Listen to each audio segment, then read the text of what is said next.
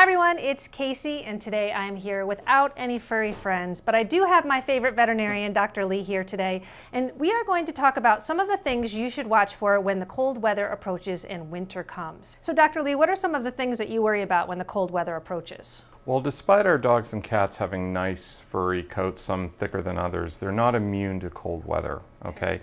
And just like us, they're very susceptible to frostbite.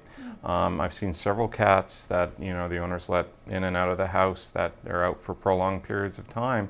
They literally can have irreparable damage to the tips of their ears, sometimes to their paws.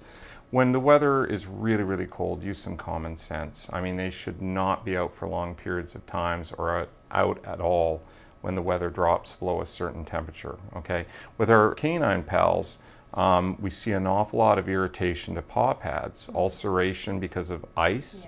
The ice can be very harsh on the paws, and also accumulation of ice and salt between the digits, between their fingers and their toes, obviously. So it's really important to inspect them when your dog goes outside and is active. When they come back home, take a really good look at inspect in between each digit, look at each pad, make sure that there's not trapped ice, salt, and so on and so forth. Gently remove it with some nice warm water, pat it dry. Certainly if there's any ulceration and things like that, try to limit exposure to further ice and snow and so on and so forth. You can even get little socks to put on the feet to protect them, and there's things available at the pet store that offer even more protection.